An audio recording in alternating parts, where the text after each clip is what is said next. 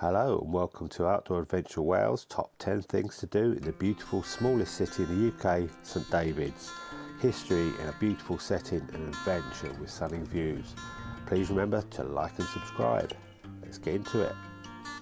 Number 10. Visit the cathedral. There's been a religious site here since the 6th century when St David founded the monastery. This present cathedral was started in the 11th century by the Normans. There's plenty of history here. It's been attacked by Vikings. There's been an earthquake, plundered during the Reformation. It really is worth a visit to check out the architecture and perhaps taking one of the summer concerts in this stunning surrounding. Number 9, Porthclais Harbour. The harbour is a beautiful little port just outside of St David's and used to be the port for the town. Now it's mostly pleasure craft and a few fishing boats. During the morning and evening you can get a peaceful walk down here and you might be the only person.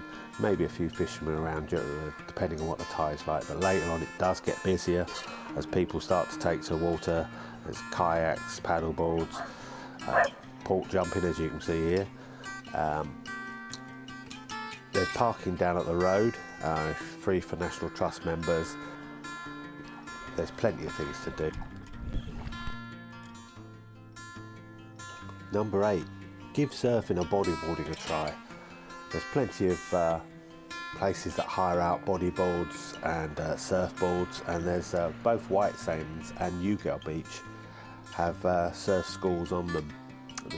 You can sign up for an hour or half a day. You get some decent waves sometimes, but mostly it's just good fun splashing about in the water. Number 7, spend the day at the beach. There's some fantastic beaches around St David's. Probably the most popular is White Sands Beach here. So much to do around here. There's a cafe, there are toilets, there's a car park up there. It costs £6.50 a day last time I went, I think. Lots to do. Play in the water, play on the beach, go rock pooling, see what creatures you can capture. It is busy during the day, but in the evenings, as you can see, it does quieten down and you get the long sandy stretches if the tide's out. And there's some fantastic sunsets to be had here. Number 6, visit Ramsey Island. Out across Ramsey Sound is one of the fastest tidal races in the world, I think.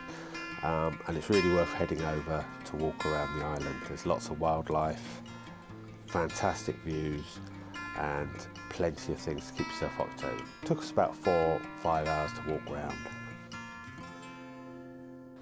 Number 5, get out on one of the rib rides. There are a few companies offering rib rides out of St David's, and it really is a great way to see the coastline. You'll see a lot more up close, and it's a bit of an adventure as well on a choppy day. I quite like it on choppy days, it gives you a bit more of excitement. A lot of wildlife to see, birds, big seal colonies, and the seals are quite inquisitive. They'll come up and say hi. Guides will give you a good history of the place as well, which is nice.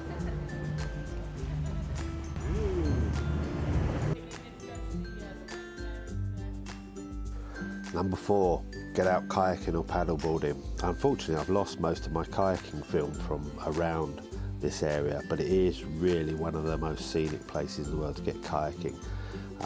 Stuff for advanced paddlers like the bitches, and even if you're new, there are sheltered bays to start to learn in. And on a hot sunny day, paddleboarding is just nice, relaxing, very chilled out.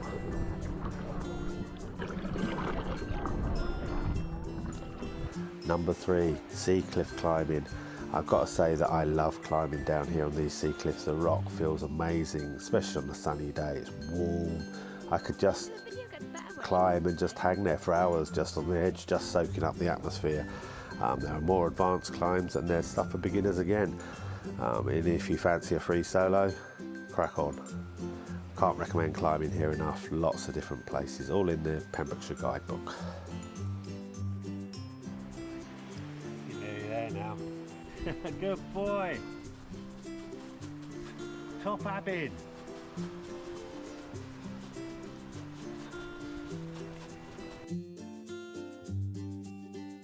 Number 2, coast steering. This is one of my favourite activities down here. I've been coming down here for 30 odd years.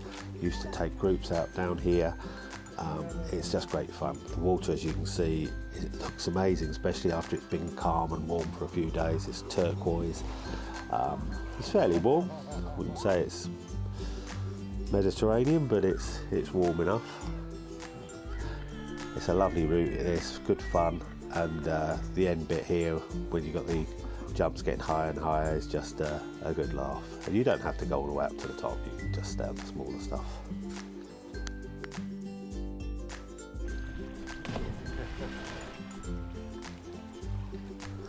So number one, I've got walking the coastal path. It is one of the most stunning areas in the UK, and the views change all the time. It really is worth coming down here to walk. I particularly like the bit between White Sands and Ramsey Head, I think it is. You're walking out down onto sandy beaches, shingle beaches, through ports, across cliff tops. The views are amazing, and there's plenty of wildlife to look out and check out as you go along. And sometimes you get like beaches like this yourself, which is just magical. So I would definitely come down here and walk at least part of the coastal path. There are plenty of campsites along the way as well. We use one just above Port Place Harbour, which leads us down here, straight down to the harbour itself, and you can carry on round to Ramsey Sound. So like I say, David's one of my favourite places to go down. We go down every year, so I recommend you go and check it out. Please remember to like and subscribe, and I'll see you on the hill soon.